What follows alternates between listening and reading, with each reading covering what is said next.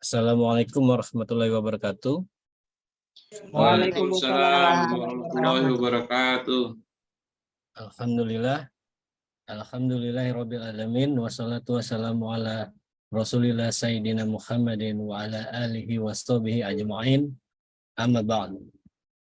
Selamat bergabung rekan-rekan sekalian yang insya Allah selalu dalam limpahan rahmat Allah Subhanahu wa taala, dan semoga kita semua termasuk ke dalam golongan hamba-hambanya yang mendapat ampunan di hari akhirat nanti. Amin, amin, amin ya robbal alamin. Apakah suara saya jelas, rekan-rekan? Jelas. Alhamdulillah. Baik, insya Allah pada kesempatan kali ini kita akan sama-sama belajar dengan tema yang Masya Allah ya, pasti sangat hangat. Apalagi untuk rekan-rekan yang memang berprofesi sebagai pengusaha, yang sudah pasti dalam prosesnya itu akan dan mungkin sedang atau bahkan sudah pernah mempraktekkan kerjasama yang dalam syariah itu sering kita sebut dengan syirkah, tapi kok hasilnya atau pelaksanaannya malah nggak sesuai ya dengan ekspektasi di awal.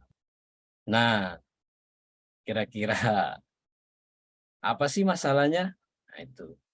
Dan insya Allah tema kita malam ini kita akan membedah tentang syirkah dan kerjasama bisnis di dalam syariah, yang insya Allah akan dipandu oleh dokter kita, dokter syirkah kita, Masya Allah ya.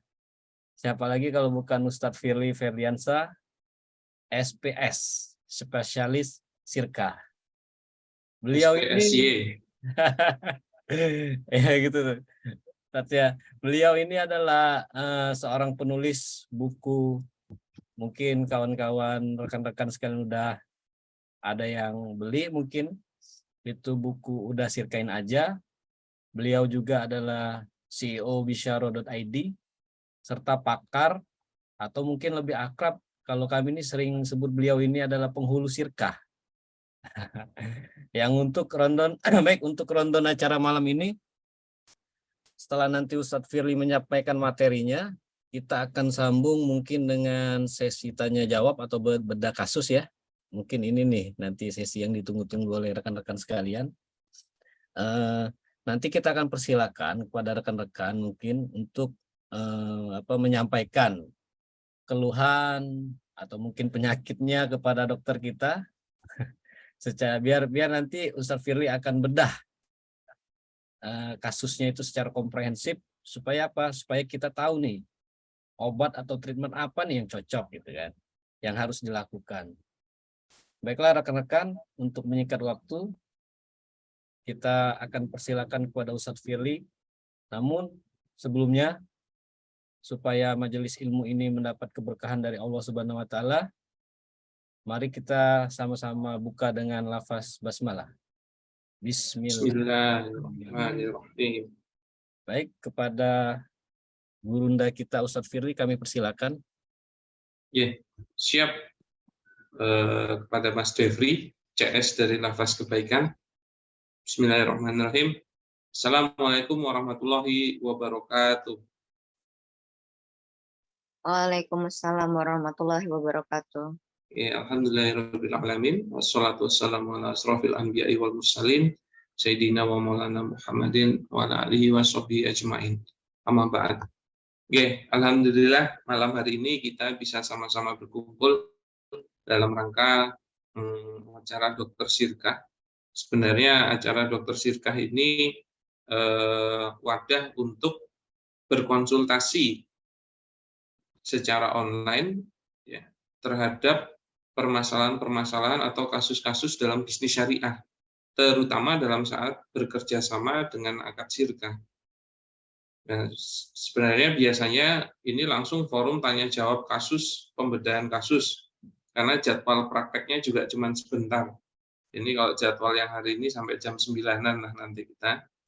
Nah, biar cepat biasanya langsung ke studi kasus, tapi untuk malam ini Ini juga menjadi funneling dari akan adanya acara workshop syirkah yang komprehensif selama 2 hari di Palembang di Muara Enim ya, Mas Devri.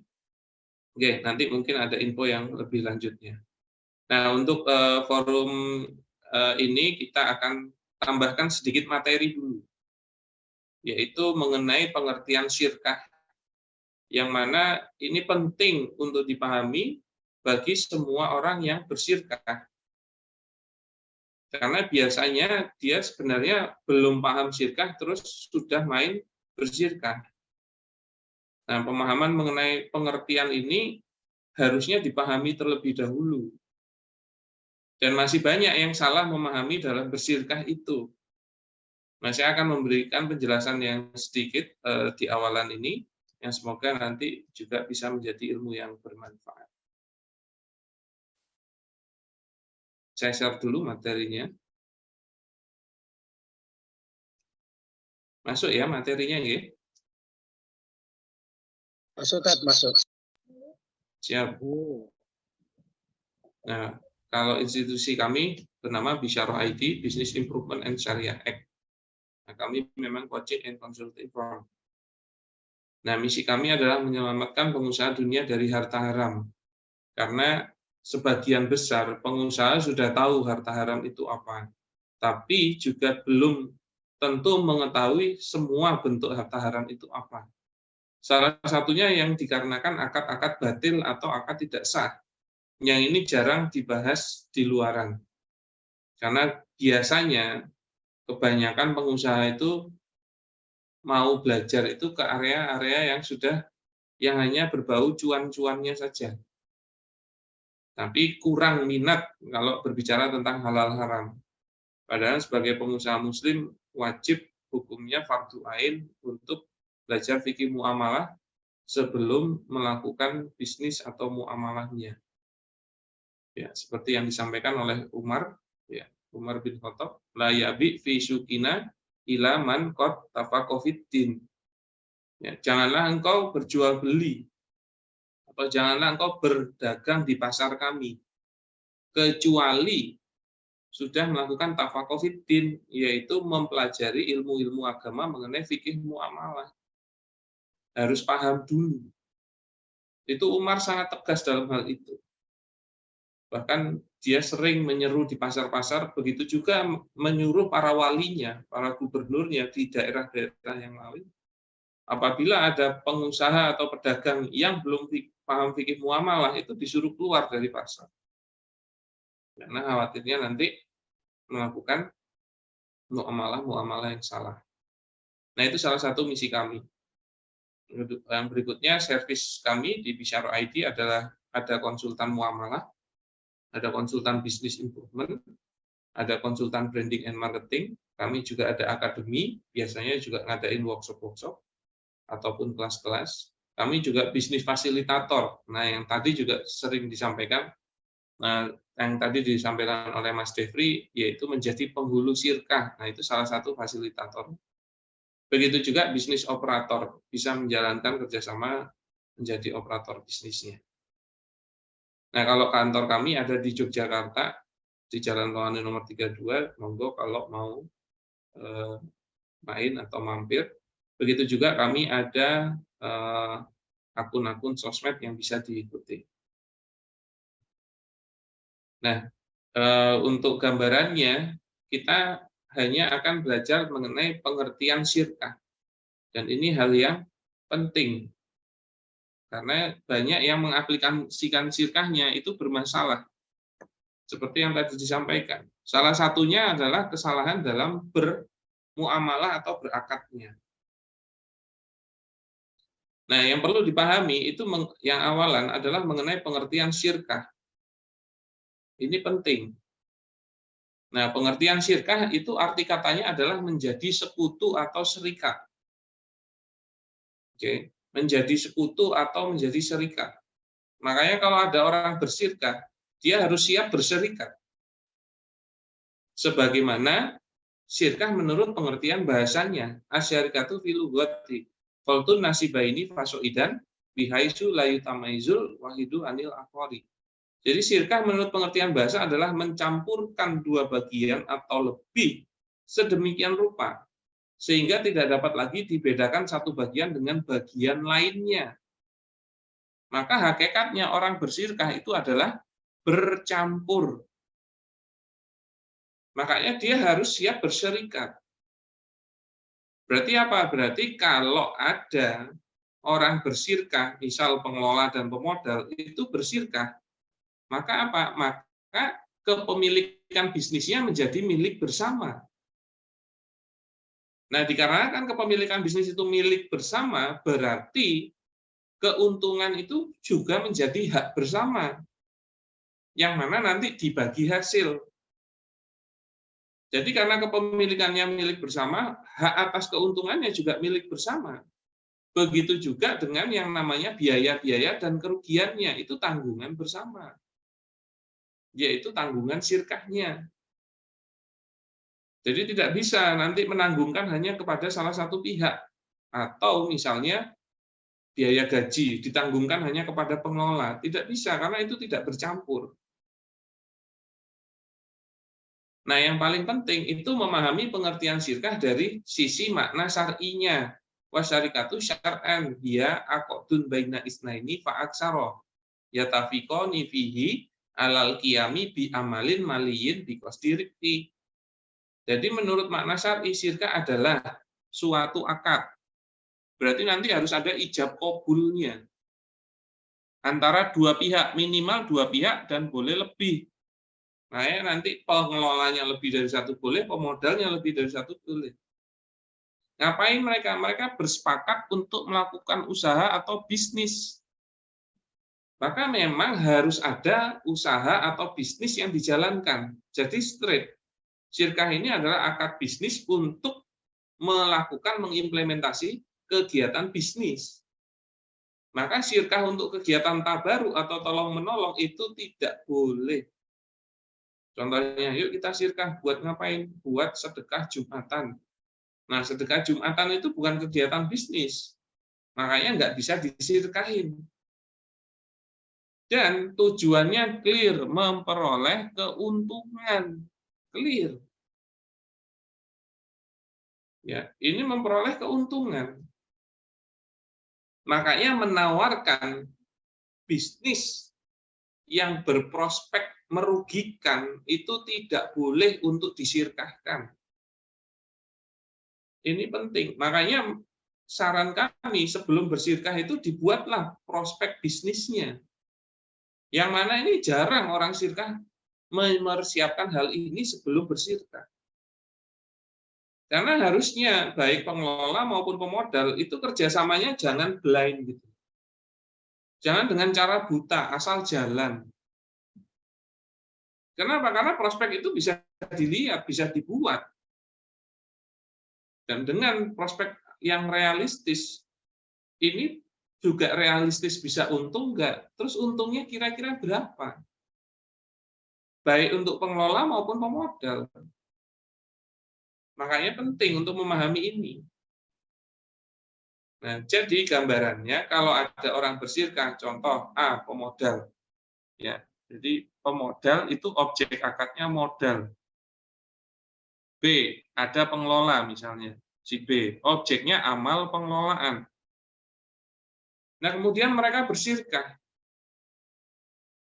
Oke. Nah, sirkah itu harus ada bisnisnya. Begitu loh. Nah, bisnisnya nanti berprospek mendapatkan untung. Maka kalau ditarik, untung ini haknya siapa sih? Untung ini terjadi gara-gara ada bisnisnya. Bisnisnya terjadi gara-gara ada sirkahnya. Sirkahnya terjadi gara-gara ada pelaku sirkahnya. Makanya untung itu haknya mereka, dan itulah yang dinamakan bagi hasil.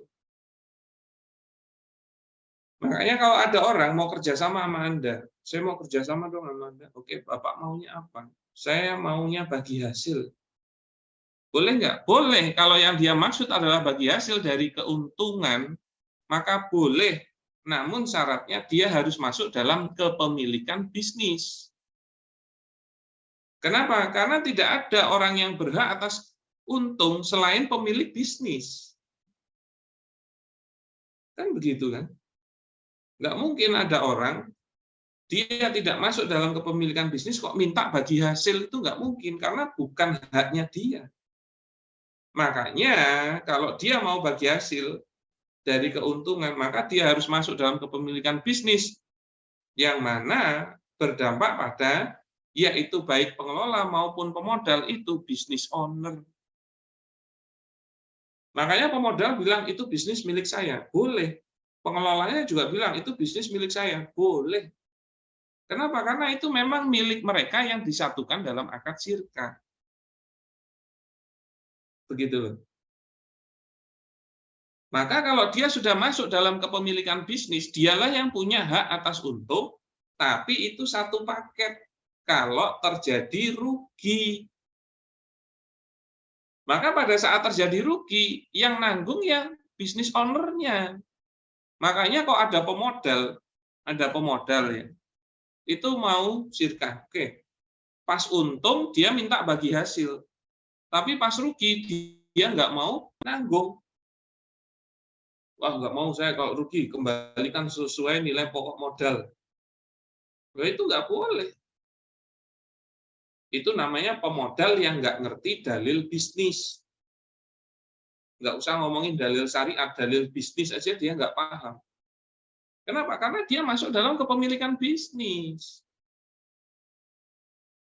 Yang mana kalau kerugian harta memang pemodal yang menanggung. Gitu loh. Oh, berarti pengelola nggak rugi dong. Pengelola tetap rugi. Kenapa? Karena pengelola itu juga business owner, maka semua business owner tidak digaji. Maka pengelola itu nggak dapat gajian. Maka kalau belum ada untung, 3 bulan dia menjalankan bisnisnya, belum ada untung, maka dia nggak dapat bagi hasil kan. Dan 3 bulan juga nggak dapat gaji, itu udah sebuah kerugian. Dia ngurusin sebuah bisnis yang nggak untung-untung. Makanya harus pinter jadi pengelola dan jangan idealis. Intinya bagaimana membuat bisnis yang bisa profit gitu. Karena kalau nggak ada profit, nggak ada bagi hasil, nggak ada pemasukan Anda sebagai pengelola. Makanya kalau udah paham seperti itu, pengelola itu juga nggak ngawur dalam mengeluarkan biaya-biaya, bayar gaji, bayar biaya operasional. Dia pasti akan mikir-mikirnya secara matang. Kenapa? Karena biar segera profit gitu loh. Kenapa? Karena biar segera bagi hasil. Karena kalau syirkah itu 3 bulan nggak ada bagi hasil, sepet gitu. Dan kalau sudah sepet, biasanya mengurangi giroh atau giroh bisnisnya, semangat bisnisnya. Nanti kalau sudah semangat bisnisnya menurun, dia mulai melirik bisnis-bisnis yang lain. Nah, nanti kalau sudah melirik bisnisnya, ternyata dia buat bisnis yang lain. Yang mana bisnis dengan pemodal yang pertama malah mulai dilupakan. Nanti kan kalau udah gitu kan nggak maksimal dalam pengelolaannya, yang kasihan pemodal. Akhirnya pengelolanya nggak jelas. Nah, inilah gambaran syirkah yang mana belum tentu semua orang paham. Begitu loh. Makanya insya Allah dokter syirkah ini tujuannya memahamkan syirkah dan membedah, mengepet-epet kasus-kasus syirkah. Begitu gambaran awalnya, Mas Devri. Nah, karena ini forumnya adalah forum dokter syirkah, maka kita bisa lanjut ke tanya jawab. Nah, mungkin caranya biar lebih mudah, harusnya raise hand ya, karena untuk lebih detailing saya butuh komunikasi 2 arah untuk memahami kasusnya. Karena jangan sampai fahmul waqi'nya, memperdalam fakta-faktanya itu salah. Karena bisa berakibat salah penyimpulan dan salah memberikan pernyataan atau saran. Begitu saya kembalikan kepada moderator Mas Devri, atau mungkin juga ada info yang mau disampaikan terlebih dahulu dan saya izin untuk minum dahulu gitu. Oke, baik. Siap. Baik, siap. Terima kasih Ustadz Firly. dokter Sirka kita yang sudah membuka materi pada kesempatan malam ini. Ya mungkin tadi sudah disinggung ya kawan-kawan, rekan-rekan sekalian ya oleh Ustadz Firly. Insya Allah kita akan ada kegiatan yang lebih komprehensif lagi yang untuk membahas tentang solusi permodalan tanpa utang riba. Itu yang akan tema yang akan kita angkat nanti. Insya Allah kita akan buat event itu di tanggal 18 dan 19 Maret di Muara Enim. Tepatnya itu di Hotel Gria Sintesa, Muara Enim, yang insya Allah kita akan menghadirkan 2 gurunda kita. Yang pertama tadi, yang sudah kita kenal bersama-sama tadi, itu Ustadz Firly Ferdiansah, dan juga gurunda kita Ustadz Dwi Condo Triyono PhD. Yang insya Allah kegiatan ini selama 2 hari ini kita akan total membahas tentang bisnis di dalam syariah itu seperti apa sih? Kok selama ini saya bangun bisnis, kerjasama, segala macam kok ada yang kurang nyaman ya, ada apa ya itu. Nah nanti akan kita bahas secara tuntas di dalam event ini, yang insya Allah akan diselenggarakan di Muara Enim ya, rekan-rekan ya. Selama 2 hari full mulai dari jam 8 sampai jam 5 sore. Dan untuk rekan-rekan yang berminat untuk berpartisipasi silakan di bawah itu sudah ada nomor kontak ya, silakan dicatat ke panitianya Mas Herson dan juga Mas Fajar. Baik, kembali kepada materi kita. Silakan kepada kawan-kawan atau rekan-rekan yang mungkin sudah punya problematikanya di dalam bisnisnya, kok udah selama ini udah mengembangkan usaha, kok jadi masalah gitu ya. Ya silakan diresen aja ya, biar kita bisa langsung. Ini kesempatan loh ya, biasanya ini Ustadz Firly dan Bisaro ini kalau mau konsultasi itu enggak murah loh ya. Nah pada malam ini kita itu dikasih momen nih, ini enggak setiap hari loh ya, ini momen khusus loh. Jadi pada rekan-rekan dimanfaatkanlah semaksimalnya. Ya disilakan. Sudah ada yang resen belum? Sudah itu tadi kayaknya. Sos. Ya silakan. Lanjut Mas. Oke. Baik, terima kasih Sos. Apa Mas, sebelumnya saya mematikan kamera. Oke, siap. Baik, bismillahirrahmanirrahim. Assalamualaikum warahmatullahi wabarakatuh. Waalaikumsalam. Waalaikumsalam warahmatullahi wabarakatuh. Saya Saripudin dari Kendari, Sas. Oke, Jadi terkait Sirka ternak, Sas, yang saya ingin tanyakan. oke, gimana? Itu bagaimana konsepnya itu, Sas? Kalau misalnya saya punya kambing, kemudian kandang, apalagi pakan dan lain sebagainya, kemudian saya ingin bersirka dengan orang, itu apakah itu bagaimana dalam Islam itu, Sas, terkait konsep bersirka ternak, Sas, itu bagaimana pembagiannya itu, Sas? Itu saya Oke. terima kasih. Assalamualaikum warahmatullahi wabarakatuh. Waalaikumsalam warahmatullahi wabarakatuh. warahmatullahi wabarakatuh. Oke, siap. Nah, jadi kita harus pahami dulu. Ya, skema rukun sirkah itu seperti ini. Jadi rukun sirkah, Jadi rukun sirkah itu, rukunnya ada yang namanya satu pelaku sirkahnya, al-aqidani, 2 pihak yang berakad. Kemudian ada makut alaihnya, objek akadnya. Kemudian nanti ada ijab qabulnya. Nah, pelaku sirkah itu cuma 2. Oke, kalau enggak pengelola, pemodal. Nah, kalau pengelola, objek dia amal pengelolaan. Kalau pemodal, objek dia modal. Maka kalau Anda mau menjalankan sebuah sirkah, tentukan dulu pelaku sirkahnya siapa. Nah, tadi yang tanya Pak Saripudin, ya? Yes. Oke. Nah, sekarang saya tanya, yang akan jadi pengelola siapa? Saya SAS. Saya. Oke, Pak Syarif Pemodal saya SAS. Apa? Saya sebagai pemodal. sebagai pemodal. Oke, terus Bisa, rekan Bu. satunya sebagai apa? Sebagai pengelola SAS. Sebagai ini. Oke. Nah, Iya. maka kalau jenengan pemodal, oke, memang objek jenengan itu masukin modal. Begitu loh. Nah, modal itu hukum asalnya uang. Nah, kalau mau masukin barang boleh, tapi harus dinilai pada saat akad. Berapa nilainya? Nah, sekarang tadi jenengan bilang apa? Punya kandang. Bisa Apa ya. aja tadi? Kambing misalnya, kambing. Nah, punya kambing itu dihitung kambingnya berapa? Misalnya 10. Satu Iya. kambing berapa?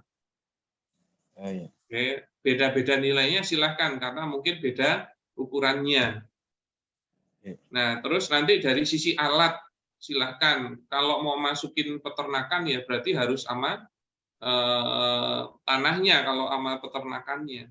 Bisa ya. Ya, kecuali cuman bangunannya saja itu juga boleh, tinggal tanahnya misalnya menyewa itu boleh. Tapi akhirnya bukan jadi modal. Terus masukin uang cashnya berapa. Nah, kemudian ditotal lah berapa nilai semua itu. Misalnya 500 juta. Nah, inilah modalnya jenengan. Iya. Maka tinggal nyari pengelola. Nah, berarti pengelola itu yang semuanya yang ngurus mengenai bisnisnya. Semua yang mengurus mengenai bisnisnya. Jadi bukan sebagai pegawai loh ya, tapi pengelola. Dan itu dua hal yang berbeda. Nah, tinggal kita lihat nih macam-macam sirkahnya. Nah, mau pakai sirkah yang mana? Kalau yang jenengan nanti pemodal murni,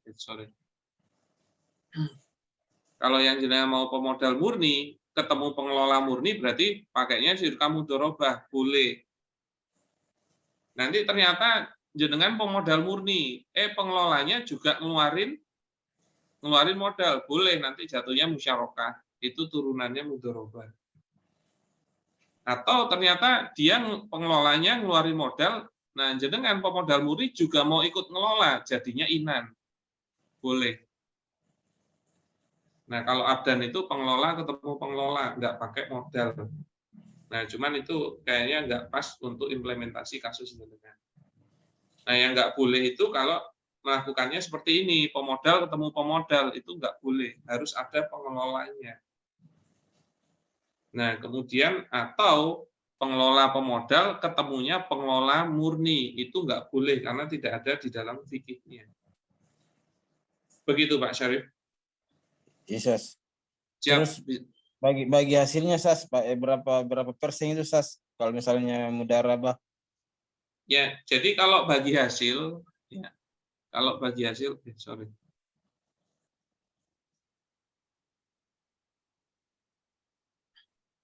sebentar.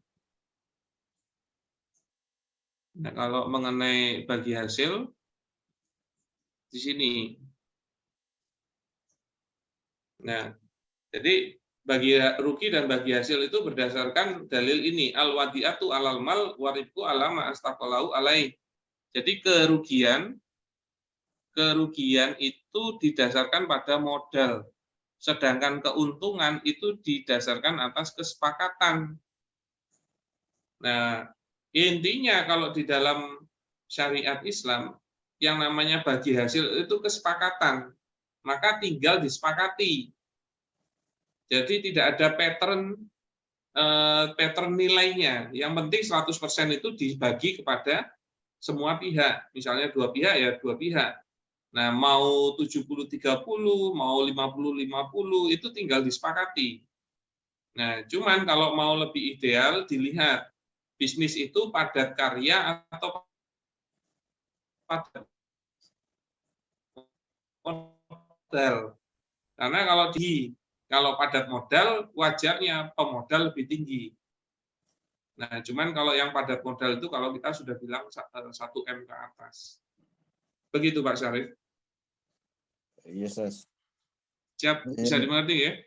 Yes, Afans, jadi kalau misalnya saya berakad akad ijarah, misalnya saya kasih misalnya 1 juta 1 bulan. Setelah itu ketika saya jual kambing, saya kasih bonus lagi. Apakah boleh seperti itu, Sas? Apa ini?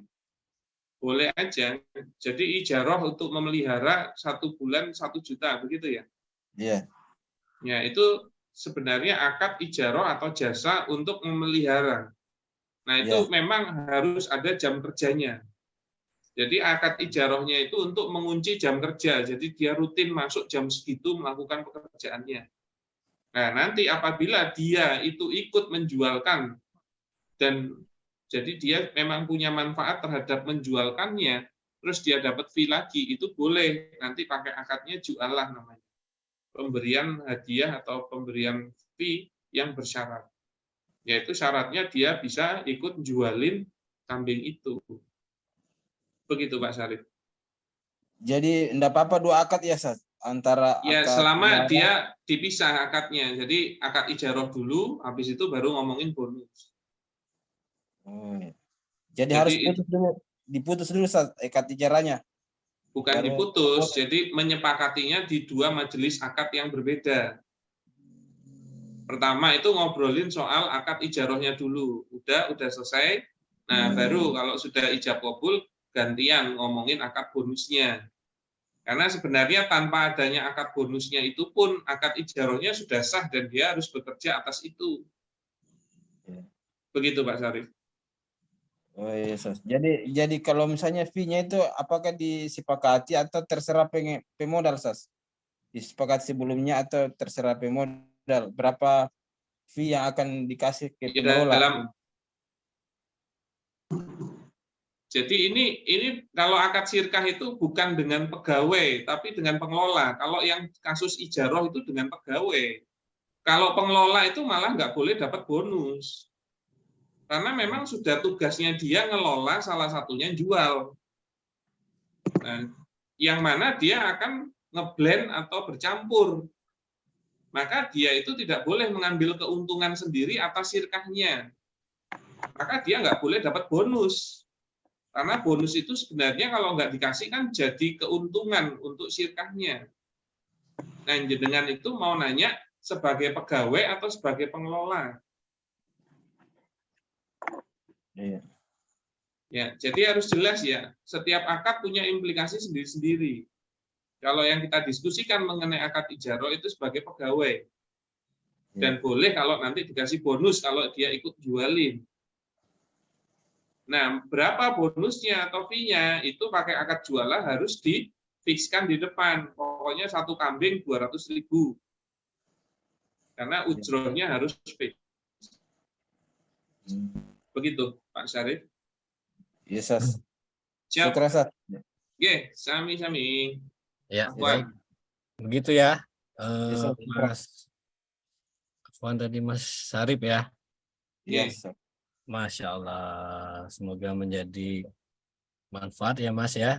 Oke, untuk tadi ada dari Mbak, ini udah sinyal kayaknya ya udah keluar. Ada ini Mbak Widya ya, Mbak Widya Ayu Wandira. Oke, silakan Mbak. Assalamualaikum Ustadz. Waalaikumsalam warahmatullahi wabarakatuh. Izin bertanya Ustadz, saya ada 2 kasus sebenarnya Ustadz. Kasus pertama itu saya pernah lihat bentuk syirkah, barangnya itu kurma, terus dari proposal itu tertulis akadnya mudharabah. Nah, sedangkan pas saya tanya ke inti-intinya itu ternyata sistemnya dia open slot itu 1.350.000, 350 juta, 1.350 juta. Nah, itu dia cari beberapa pemodal, tapi 1 slotnya itu senilai 6.750. Nah, sesuai dengan proposalnya itu berapa slot diambil, sekian bagi hasilnya, proyeksinya.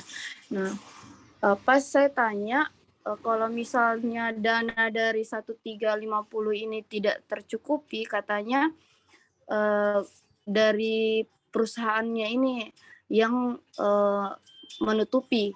Kalau misal kayak kurang 300 juta atau 50 juta, dia yang ambil. Sedangkan di satu sisi dia itu pengelolanya, Ustadz. Ya, itu yang mau ditanyakan.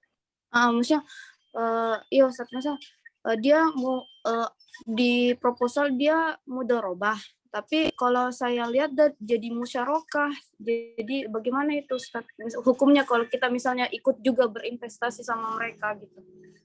Oke, jadi kalau modal awalnya yang dibutuhkan kan 1,35 M. Nah, itu kalau mau dijual per slot ya boleh-boleh aja. Intinya nanti satu orangnya sesuai dengan banyaknya slot. Maka Ya, betul. itulah nilai modalnya. Oke. Nah, itu kalau sudah jadi modal awal maka dia harus dikunci. Nah, kalau memang nanti itu ternyata sirkahnya sudah berjalan dengan modal 1,35 M, kok nanti di tengah jalan ada kebutuhan nilai lagi, itu sebenarnya masih bisa dengan cara melakukan qard atau pinjaman. Yang mana pinjaman ini bisa ke siapa saja termasuk kepada pengelolanya. Gitu. Nah, maka kalau pengelola nanti mau ngasih pinjaman, silakan aja. Yang penting tidak boleh diwajibkan. Nah, maka kalau nanti misalnya ada pinjaman 50 juta, nah ini namanya qard, yang mana tidak mempengaruhi nilai modal, tapi dia akan mempengaruhi total harta, jadi 1,4 M. Nah, itu boleh. Nanti pas tutup buku, dia harusnya dibayar dulu utangnya itu, atau dilunasi. Begitu, Mbak Widya. Begini Ustadz, bukan jadi 1,4 M Ustadz. Dari 1.350 dia cuma dapat 1,3. Nah, dari 50 juta itu dia yang tutupi Ustadz. Jadi iya. kalau saya lihat jadi musyarakah tapi bukan mudharabah gitu Ustadz. Karena begini Ustadz, tempat pengelola sendiri itu dia punya toko sendiri. Nah, sedangkan tokonya sendiri itu sudah punya barang-barang lain, Ustadz. Nah, ceritanya ada sudah modalnya sendiri ini yang punya proposal, tapi dia mau perbanyak barang, jadi dia open syirkah untuk pengadaan barang. Nah, yang pertanyaannya itu barangnya itu bisa juga dipakai, dana syirkahnya itu bisa dipakai untuk barang-barang lain atau hanya untuk sesuai proposal, misalnya kurma halal saja dibeli pakai dana itu saja, nggak bisa kurma lain gitu, ajwa seperti itu Ustaz. Nah, kalau dari penjelasan Ustaz tadi kan dari 1.350 nambah jadi 1,4. Nah, ini malah sebaliknya Ustaz, 1.350 kekurangan, sedangkan dia yang isi kekurangan itu Ustaz sendiri. Jadi kayak musyarakah gitu Ustaz. Ya, kalau dia memang akhirnya musyarakah itu juga boleh. Nah, musyarakah ini sebenarnya turunannya mudharabah. Jadi sebenarnya boleh saja dengan judul tetap mudharabah. Yaitu apa, pengelolanya juga ngeluarin modal. Jadi musyarakah itu sebenarnya mudharabah tipe kedua. Nah, itu boleh-boleh saja. Ya kalau mau diganti jadi musyarakah juga boleh. Nah, maka selama masih ada bentuk syirkahnya sebenarnya boleh. Mau yang mana? Nah, tinggal diaplikasikan. Nah, maka dia kalau ngeluarin modal itu boleh. Nah, cuman harus dipahami, dia itu sudah punya toko, sudah punya stok barang. Nah, stok barangnya ini itu mau masuk ke syirkahnya enggak? Gitu loh. Karena jangan sampai nanti ada ini stok syirkah. Nah, ini harusnya berdiri sendiri. Ini dia jual sendiri, ini dia jual sendiri. Kecuali dia mau masukkan sini menjadi modal. Boleh, tapi apakah nilainya 50 juta? Itu harus disesuaikan dengan kondisi berapa stoknya itu. Ingat ya, kalau dia syirkah itu pasti akan bercampur. Maka kalau dia jualan di sini dan dia sudah punya pegawai-pegawai, Nah, kalau ini nggak dicampur, nggak boleh pegawai-pegawai ini ngurusin ini. Gitu loh. Nah, itu harus dipahami juga. Begitu, Mbak Widya. Iya, kondisinya Ustadz seperti itu, bercampur karena di toko tersebut juga yang ngurusin barang Sirka ya pegawainya juga, tokonya juga bercampur sama Sirka dengan pribadi Ustadz. Jadi itu baru sempat saya dengar juga kalau misal barang tidak laku atau rusak dari pihak pengelola yang membeli sendiri barangnya. Jadi kayak di pikiran saya itu kayak rancu akadnya Ustadz.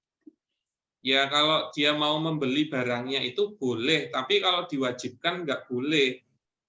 Nah, maka kalau dia memfikskan itu menjadi syarat di dalam akadnya, tidak boleh. Intinya itu bersifat natural. Kalau nanti nggak habis, oke, saya yang beli boleh. Atau pemodal yang lain beli boleh. Orang yang lain beli boleh. Nah, makanya itu tidak boleh menjadi syarat. Begitu.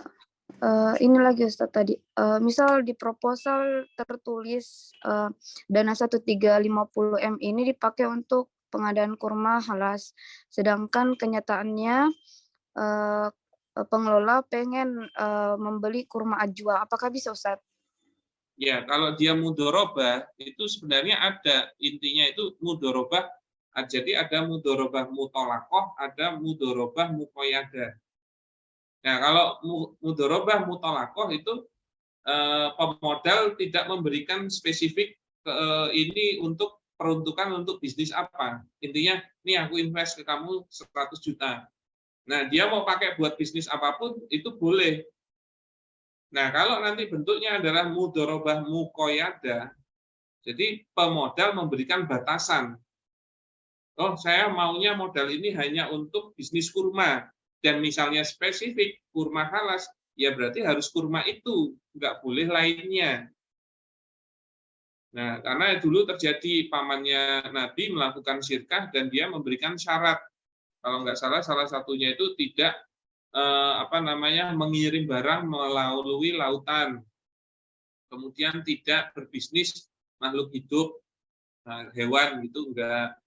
Kemudian juga jangan membawa barangnya melewati pegunungan.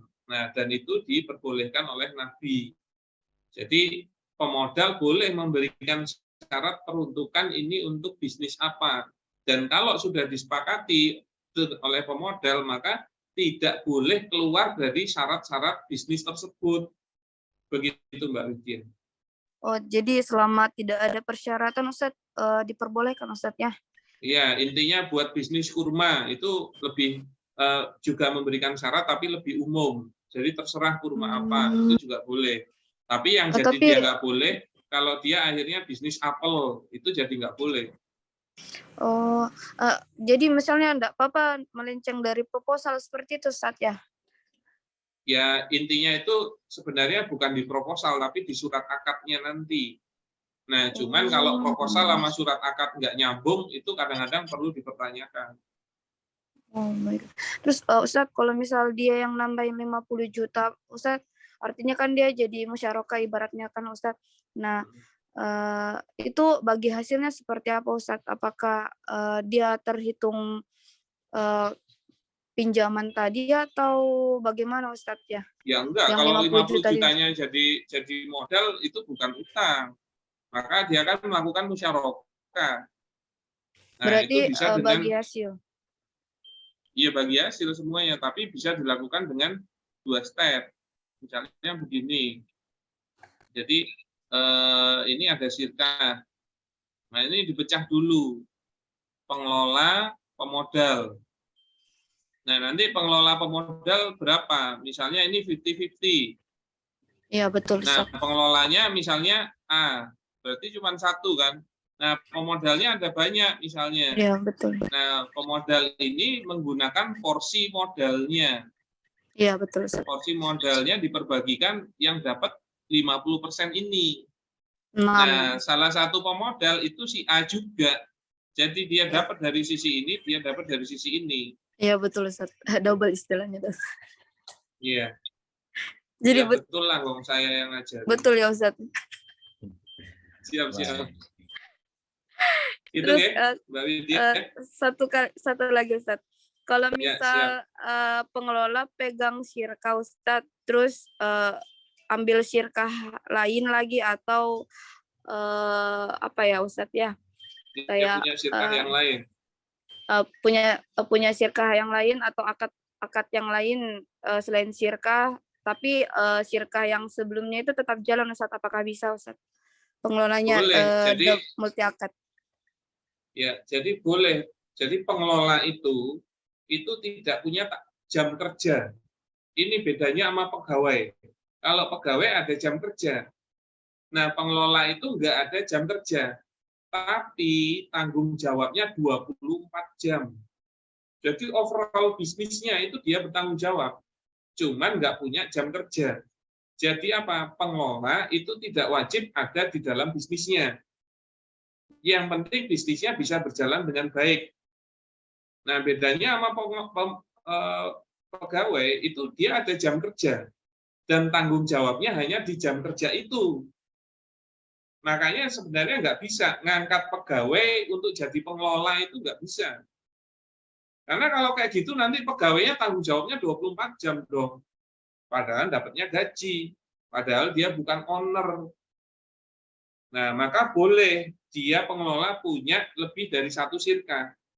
Tapi dia harus mampu menjalankan semua syirkahnya dengan baik. Nah, cuman terkadang seperti yang saya terapkan atau yang terjadi, itu memang susah kalau pengelola sudah punya 2, 3, sampai 5, dan 10 syirkah. Karena apa? Karena dia harus ngelola semuanya. Nah, maka ya idealnya sampai 2, 3 syirkah sih. Kalau dia punya kemampuan lebih ya monggo-monggo saja, cuman terkadang jadi tidak maksimal kepada setiap bisnisnya itu. Sebenarnya bukan Begitu. syirkah sih Ustadz, ini apa? Kayak bekerja di tempat lain, misalnya jadi karyawan di tempat lain, seperti itu Ustadz bisa, tapi syirkahnya tetap jalan. Ini yang harus dipahami. Kalau pegawai, ini dia terikat jam kerja. Tapi di tempat lain kalau Ustadz, bukan di pengelola, syirkahnya sendiri Ustadz. Iya, ini didengerin dulu. Nah, kalau pengelola itu nggak ada jam kerja. Maka apa? Pegawai itu terikat jam kerja. Yang mana pada saat jam kerjanya itu nggak boleh mikirin bisnis lainnya. Yaitu apa? Yaitu jam kerja itu menjadi haknya perusahaan di mana dia bekerja. Maka dia nggak boleh ngurusin urusan di luar urusan kerjanya. Nah, kalau pengelola itu mampu untuk tidak terganggu di jam kerjanya untuk urusan pengelolaannya dalam syirkah yang itu bisnis itu, monggo-monggo saja. Tapi dia akhirnya akan banyak terkuras di luar jam kerjanya. Nah, kalau dia mampu, silahkan. Nah, yang saya khawatirkan, dia punya syirkah dan jadi pengelola, tapi nanti dia juga kerja, yang mana untuk urusan ini malah dia urus di jam kerja, itu namanya menzolimi tempat perusahaannya. Itu nggak boleh. Jadi setiap dia ngurusi untuk bisnisnya, ya tanpa izin dari ownernya, maka dia berdosa. Begitu Mbak Widya. Baik, gitu ya Mbak Widya ya. Ya. Nah, Beda lagi kalau ternyata dia punya syirkah 1 terus jadi pengelola juga di syirkah 2. Nah, tapi nggak kerja ya.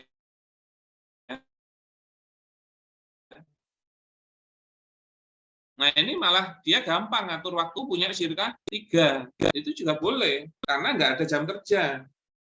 Nah, yang susah itu kalau dia pegawai gitu. Malah yang susah. Begitu ya. Jasa kelahiran Ustaz. Sebenarnya mau nanya Siap. lagi Ustaz. Takut kebanyakan. Mungkin gantian yang lain dulu. Iya, 6 Ustaz. Insya Allah minggu depan kita ada lagi. Masya Allah, ternyata ya, ternyata banyak. Saya juga Tuhan senang, itu. yang penting ada kasusnya daripada cuma diem aja nggak ada kasusnya. Baik, Masya Allah ya. Tadi saya Oke. catat tadi sudah ada Mas Alfian Suhardiyatna ya. Ya, monggo Mas Alfian. Kalau bisa open mic ya. Di mana ya Mas Alfian? Kok nggak ada raise hand-nya? Tadi beliau udah raise hand, Tat. Cuman mungkin karena Oh, lamaan tadi ya. Gimana Mas Alfian? Oke ya, kita lanjut ke pasien ya, berikutnya aja ya. Itu siap. dari raise Mbak Erna dari Depok. Monggo Mbak. Iya. Suaranya belum masuk, Mbak Erna. Bismillahirrahmanirrahim. Assalamualaikum warahmatullahi wabarakatuh. Waalaikumsalam warahmatullahi wabarakatuh. Assalamualaikum warahmatullahi wabarakatuh. Waalaikumsalam Ini warahmatullahi wabarakatuh. ada yang ingin saya tanyakan. Tadi kan kata Ustadz, syirkah itu terdiri dari pengelola dan pemodal ya. Hanya itu. Pegawai bukan bagian dari pengelola ya. Nah, Nah. ini bagaimana kalau seandainya marketing dengan sistem sirkah? Pembagian hasilnya dengan sistem sirkah digajinya gitu bayarnya. Itu boleh nggak seperti itu? Ya, berarti bukan gaji, no. Berarti bagi hasil ya. Iya, gimana itu? Ya, jadi ini ya, di dalam syirkah itu kan adanya, sebentar, saya share lagi.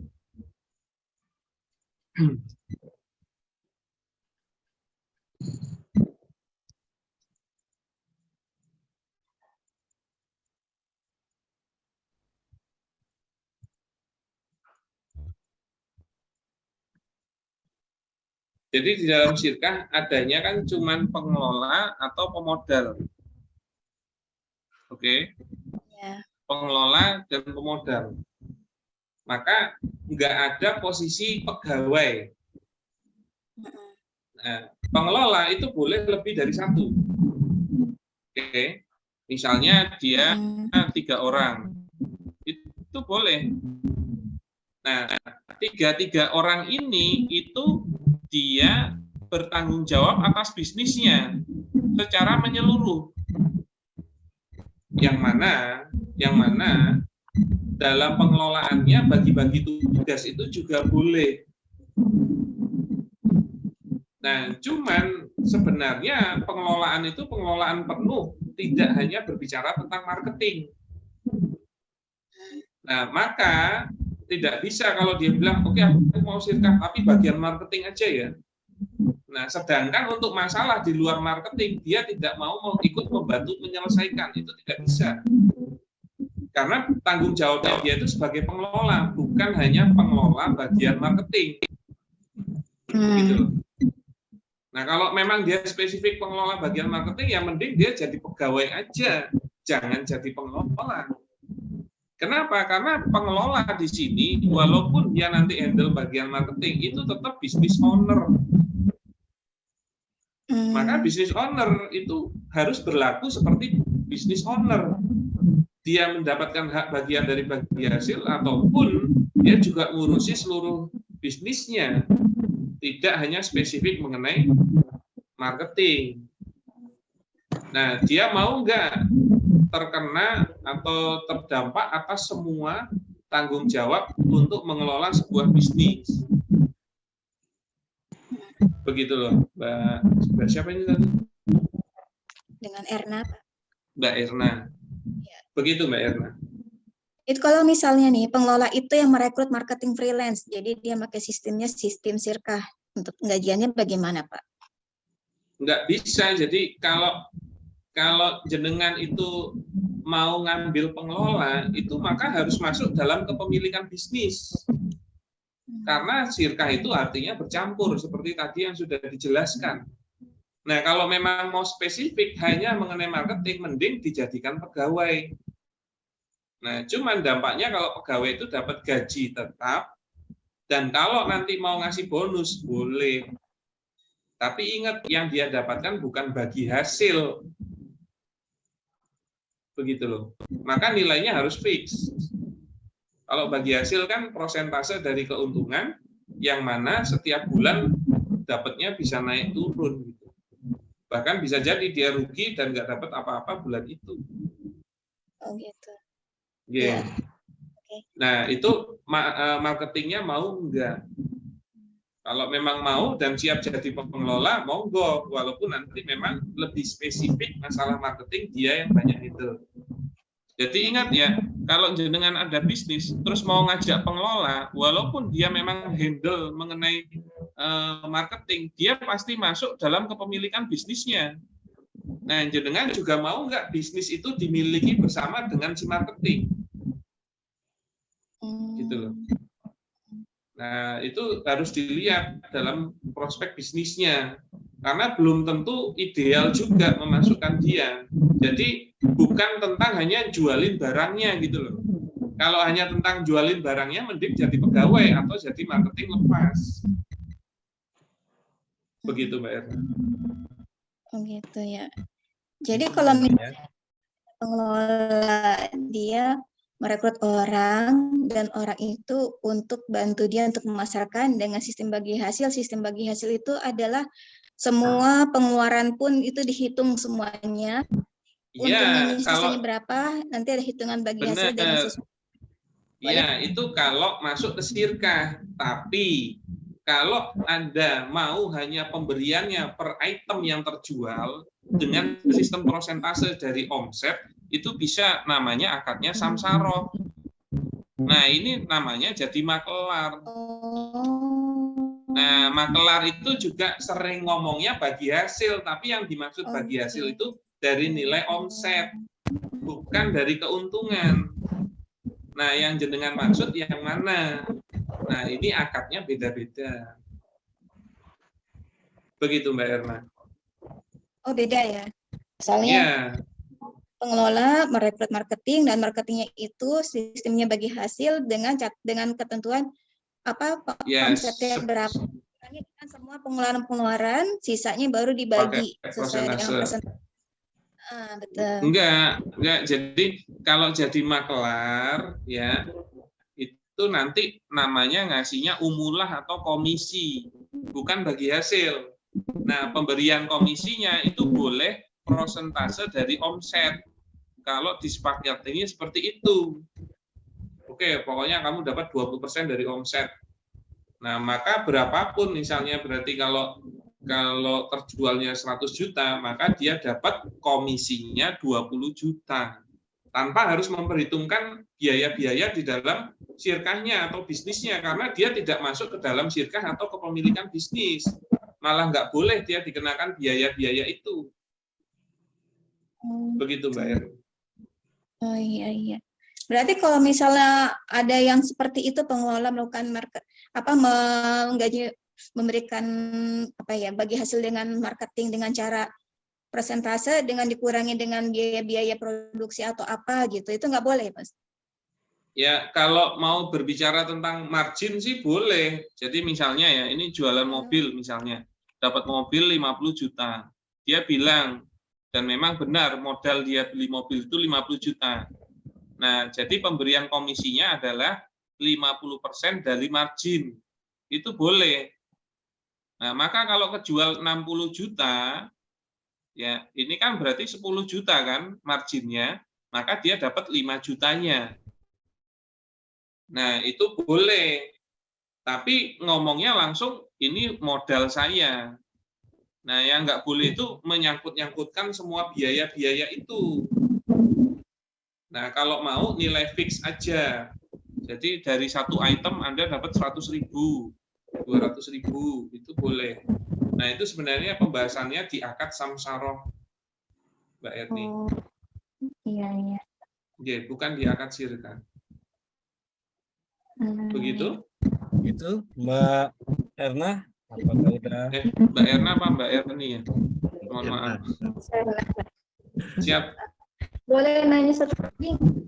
Kayaknya bisa di lain waktu. Ini karena satu penanya lagi, karena udah jam segini ya.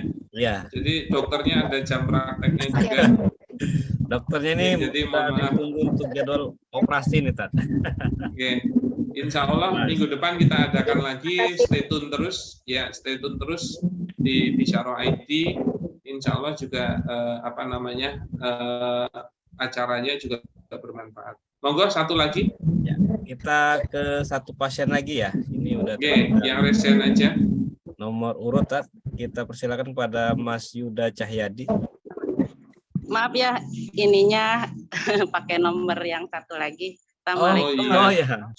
Waalaikumsalam warahmatullahi wabarakatuh. Saya kirain Mas Yuda sekarang pakai jilbab gitu. Ternyata bukan nomor HP. orangnya. Iya, maaf ya Pak Ustadz. Iya. Ini langsung ke kasus aja ya, karena ini yang menyangkut perusahaan saya. Jadi saya itu memiliki toko baju seragam dan sekaligus juga pembuatnya, konveksi gitu. Nah, setiap tahun kami memerlukan banyak barang, tetapi emang kekurangan modal. Jadi yang kami lakukan seperti ini, Ustaz, kami memberikan proposal kepada pemodal keperluan kami, ya misalkan 1.000 baju seragam gitu. Diberikannya kepada pemodal membacanya, tetapi caranya yaitu kami sendiri ke konveksi kami yang membuatnya gitu. Jadi misalkan 1.000 setel itu memerlukan kainnya sekian, upah kerjanya sekian, akhirnya menjadilah 1.000 baju gitu.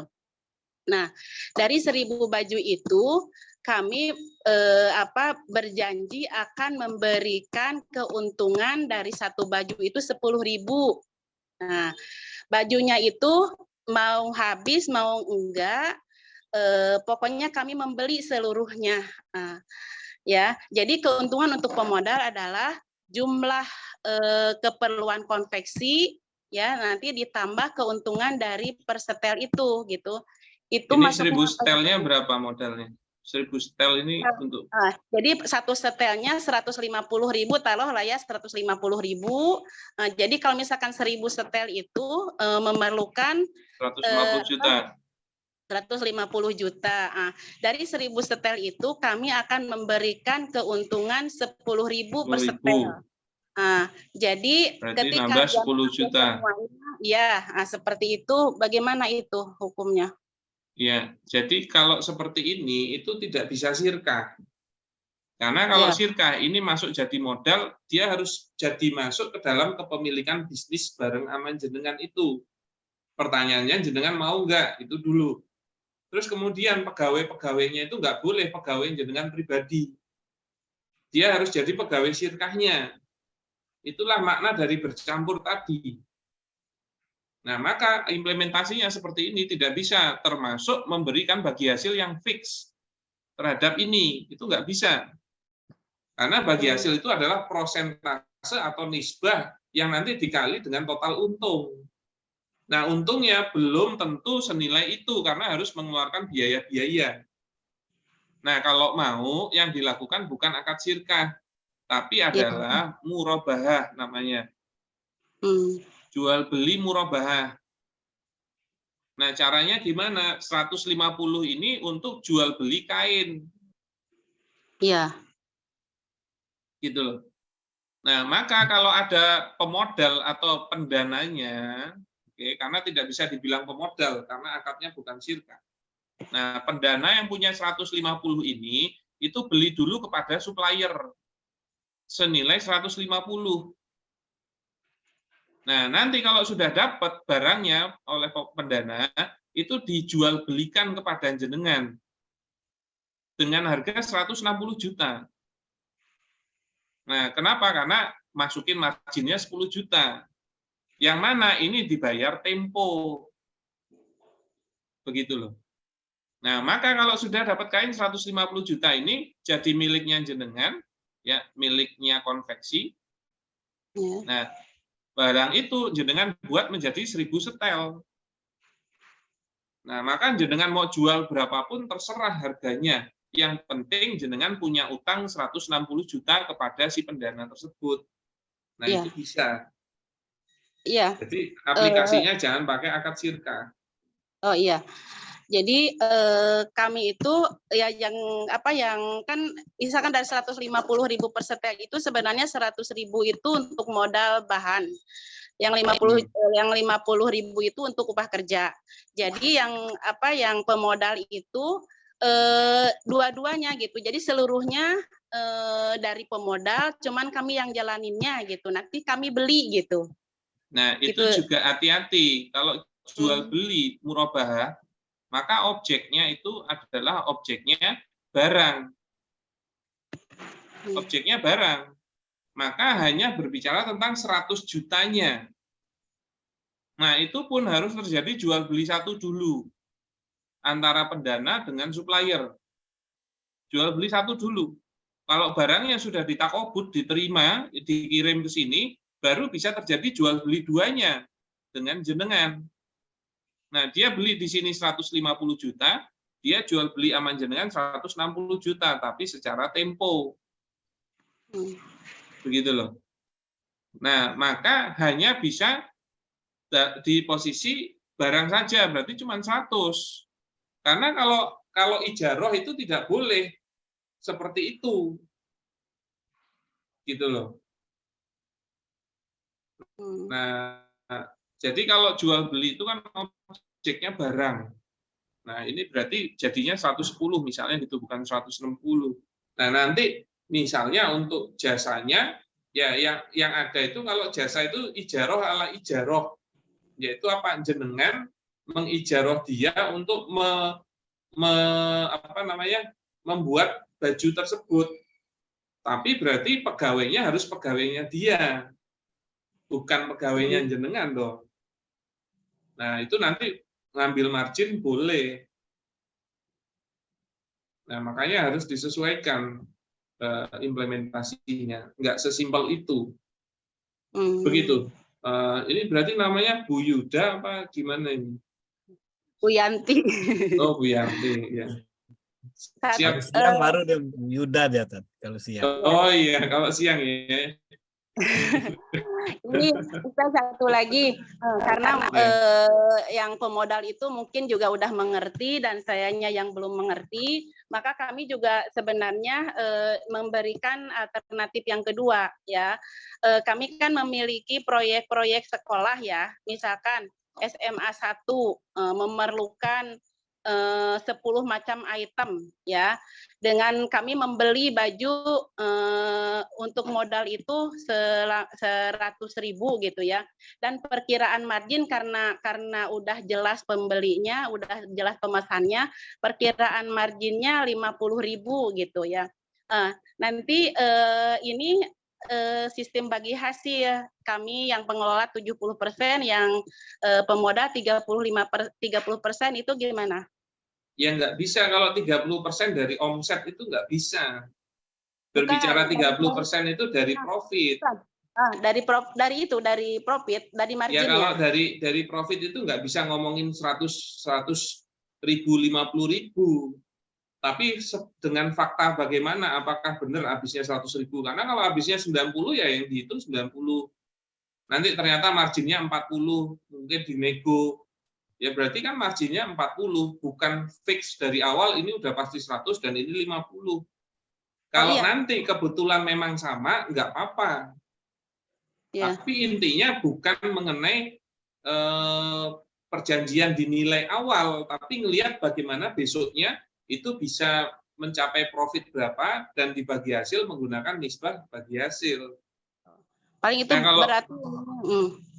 Nah kalau mau tetap murabahah, tapi murabahahnya barangnya sudah jadi baju gitu loh, bukan bahan baku. Jadi jenengan itu maklun ke dia. Nah, dialah yang akan menciptakan baju sebanyak 150 juta itu. Tapi sudah dalam bentuk baju, maka memang nanti yang bayar gaji dia. Nah, nanti kemudian jual beli 160. Nah, beda ya, objeknya bahan baku sama objeknya baju itu dua hal yang berbeda. Begitu, Bu Yanti. Iya. Kadang-kadang nggak sesimpel itu gitu loh. Makanya kalau paham akad dasar, insya Allah lebih mudah diskusinya dan lebih mudah implementasinya. Cuman kan bisa jadi Ibu di sini belum paham akad jual beli bagaimana, akad ijaroh bagaimana, akad syirkah bagaimana. Nah, jadi nggak sesimpel itu. Karena kalau paham nanti bisa dia memposisikan. Begitu. Harus belajar lagi. Ya, idealnya begitu. Jenengan tinggal di mana, Bu Yanti? Di Pangkal Pinang. Oh, ya berarti bisa besok ikut kelas yang di Muara Enim. Insya Allah nggak terlalu jauh. Jauh. Jauh, Bang, Ustaz. Daripada ke Jogja, masih jauhan Bangka Muara Belitung. Enim dong. Bangka Iya. Belitung, Ustaz. Iya. Ya, Nyebrang maksud satu saya kan kali lebih dekat ke Muara Enim daripada ke Jogja. Ya, monggo nanti tinggal dikondisikan. Begitu Mas Devri, mungkin untuk acara kita malam hari ini sudah mau 9:30. Ada yang mau Baik. diinfokan mungkin dari Mas Devri sekali lagi mungkin untuk acara kita yang Boleh, besok baik. di bulan Maret. Masya Allah ya, rekan-rekan, ternyata muamalah itu sangat mudah, bukan? Bukan, Masya Allah. Ternyata memang kita gimana ya, mesti banyak belajar lagi tentang muamalah. Dan insya Allah kita akan ada event ini udah rubah ya, oke. Kita akan ada event di Muara Enim di tanggal 18 dan 19 Maret di Hotel Gria Sintesa. Insya Allah kita akan langsung tatap muka bersama Ustadz Firly dan juga gurunda kita Ustadz Dwi Condro Triyono. Dalam 2 hari ini kita akan membahas dan mengupas tuntas nih bagaimana nih solusi permodalan tanpa utang riba. Waduh, Masya Allah. Ini Ana dulu 3 tahun terjerat di utang riba ini, Masya Allah. Itu ya rekan-rekan, silakan dicatat tanggalnya dan silakan dicatat juga kontaknya. Ayo kita sama perbaiki muamalah kita supaya kita tidak terjerat dalam akad-akad yang batil. Dan ini tujuan kegiatan kita insya Allah secara personality, tujuan kita adalah memberikan solusi permodalan tanpa utang dan tanpa riba serta investasi yang sesuai dengan syariat. Dan secara idealisnya sama dengan visinya Ustadz Firly dan Bisyaro ID itu menyelamatkan pengusaha dan pemilik modal dari harta haram. Dan secara community kita punya tujuan untuk menciptakan ekosistem usaha yang baik dan sesuai syariah untuk mendorong pertumbuhan ekonomi masyarakat. Dan venue-nya insya Allah kita akan adakan di Hotel Gria Sintesa Muara Enim. Ini foto profilnya belum saya ganti, Afwan. Ini sedikit profil dari pemateri Ustadz Dwi Condro Triyono. Beliau adalah pakar ekonomi Islam, guru pengusaha muslim dan founder serta CEO Syafaat Markom 25 tahun Syirkah, serta beliau adalah dosen STI Hampara Jogja dan beliau adalah pembicara di 5 negara. Ini bukan main-main ini, guru kita ini bukan main-main ini. Jadi sayang kalau tidak diambil momentum di tanggal 18 dan 19 Maret, apalagi untuk rekan-rekan yang ada di Provinsi Sumatera Selatan. Dan insya Allah selain Ustadz Firly akan juga kita hadirkan coach kita Alfian Rendra. Beliau adalah praktisi marketing syariah dan finalis Pekan Produk Kreatif Indonesia. Dan beliau 15 tahun di dunia kreatif industri. Mungkin kawan-kawan di sini nanti bisa lah untuk sharing-sharing masalah marketing ke beliau. Dan ini target peserta kita, insya Allah di Sumsel kita akan kejar di 10 kabupaten kota yang ada di Provinsi Sumatera Selatan. Baik kawan-kawan, mungkin untuk malam hari ini kita cukupkan dulu dan insya Allah kita akan sambung lagi di hari apa? Coach, ini di hari Senin ya? Senin malam. Senin malam di waktu dan jam yang sama. Yeah. Jadi Insya jangan Allah. lupa. Ya, jadi jangan lupa kawan-kawan. Ada tambahan, Coach? Ini silakan. Ya ini Mas Alfian Suhardi Yatna nanya apa ada kelas khusus Ustaz untuk kelas ekonomi syariah. Kami ada yang namanya kuliah bisnis syariah KBS itu selama 6 bulan 24 kali pertemuan. Nah, itu sudah jalan 3 kali pertemuan. Nah, itu masih tahap-tahap awal. Monggo kalau masih mau ikut bisa nanti kontak ke adminnya Bisyarah. Insya Allah juga akan diinfokan di grup. Nah, itu kalau yang mau ikut secara online. Tapi memang kalau online itu kurang nendang ya, jadi head to head-nya kurang. Nah, itu pun dia 1 sesi tiap minggu. Kurang lebih seperti itu. Oke. Untuk Mbak Widya, insya Allah ada spasi batch 3, Sekolah Pengelola Sirkah. Itu 5 hari, malah di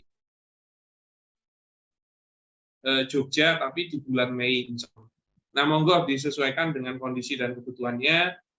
Memang terkadang tidak semua ilmu itu bisa datang dengan mudah. Tapi bagaimana kita ingin meraup ilmu-ilmu tersebut, nah motivasinya itulah yang menjadi pendorong kita. Begitu, Mas Devri dan rekan-rekan semua. Saya mengucapkan banyak terima kasih atas kehadirannya semua. Insya Allah kita akan bertemu lagi di Dokter Sirkah di forum yang berikutnya, insya Allah di setiap Senin malam. Dan saya juga mohon maaf atas hal-hal yang kurang berkenan. Bukan berarti saya lebih baik daripada jenengan-jenengan, tapi ingin berbagi ilmu yang saya punya. Begitu dari saya. Afwan minkum, akhirul kalam. Assalamualaikum warahmatullahi wabarakatuh. Saya kembalikan kepada moderator, dan untuk yang masih mau bertanya tapi tidak ada kesempatan, silakan ikut di Dokter Sirkah yang minggu depan. Begitu ya. Baik. Saya kembalikan kepada Mas Devri. Jazakallah khair, Ustadz. Semoga selalu dalam kesehatan. Dan insya Allah minggu depan di hari dan jam yang sama kita akan ketemu lagi. Akhir kata kita tutup dengan doa majelis. Subhanakallahumma wa bihamdika asyhadu an la ilaha illa anta astaghfiruka wa atubu ilaik. Mungkin cukup sekian, kita akhiri. Wabillahi taufiq wal hidayah. Wassalamualaikum warahmatullahi wabarakatuh. Waalaikumsalam warahmatullahi wabarakatuh. Terima kasih Mas Devri. Siap, terima kasih semuanya. Terima kasih Kak Devri. Semangat.